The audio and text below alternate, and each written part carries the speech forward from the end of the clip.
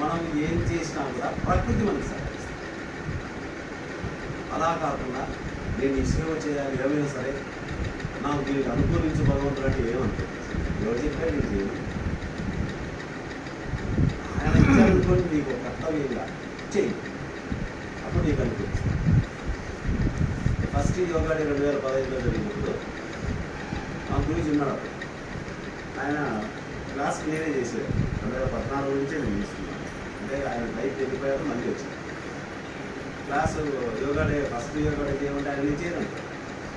ఆయన నాకు కొద్ది సార్ నాకేం అవసరం లేదు. లాస్ట్ బలవంతంగా ఏమన్నా కానీ నీకు పెద్దగా ఇచ్చేయాలి సరే నేనే చేస్తాను అనుకో.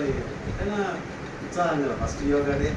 కొంచెం ఎంతైనా అప్పుడు వయసు కూడా తక్కువే కదా, ఒక 10 ఏళ్ళు తగ్గినట్టు. కొంచెం లోపల కూడా ఉంటుంది కదా, ఇగో అన్నీ ఉంటాయి లేదు దానికి ఉంటాయి.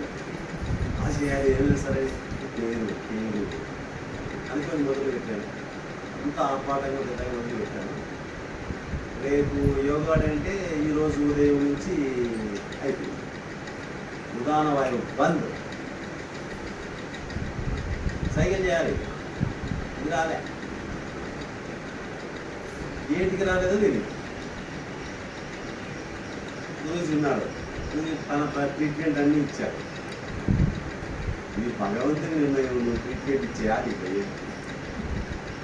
రాలే, ఏం చేసినా రాలే, ఏ ముద్ర పట్టినా రాలే, ఏం నొక్కినా రాలే, టాబ్లెట్ మీకు రాలే, వాయిస్ రాలే. ఏం చేయాలి? ఎవరు చెప్పారండి అక్కడ? ఎక్కడైనా ఎంత మైక్ పెట్టి ఏమేమో అనుకున్నాం. ఏమి లేదు, మర్యాదగా నోరు చూసుకొని నేను పేపర్ మీద రాస్తే గురించి రావాల్సింది. అంటే నేను ఏం చెప్పాలని రాయాల్సి వచ్చింది. ఏం మూడు సైకిల్ అర్థం లేదు కదా. చివరికి ప్రోగ్రాం అంతా లిస్ట్ రాసి గురించి చేతికిచ్చి మీరు చెప్పండి నేను చేస్తాను అంతే. అంతా మీదే డైరెక్షన్, కేవలం పాత్ర నాది. భగవంతుడు దీనికోసం నన్ను ఈ విధంగా చేస్తున్నాడు. ఆ స్థానంలో ఆయన విడిచిపెట్టాలి.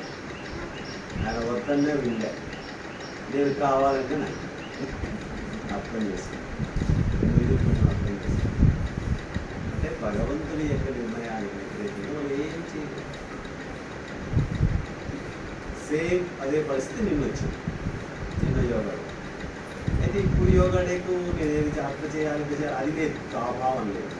చూడండి, ఎందుకంటే అప్పట్లో లేదు, ఇప్పుడు లేదు. ఇప్పుడు 5-6 సంవత్సరాల నుంచి మనం ఏం చేయడం లేదు. వస్తే చేస్తాం, లేకపోతే లేదు. ఎవరైనా వస్తే చెప్తాం, లేకపోతే లేదు. మామూలుగా యోగా డే అనుకున్నాం, ఏదో అక్కడ చేద్దాము.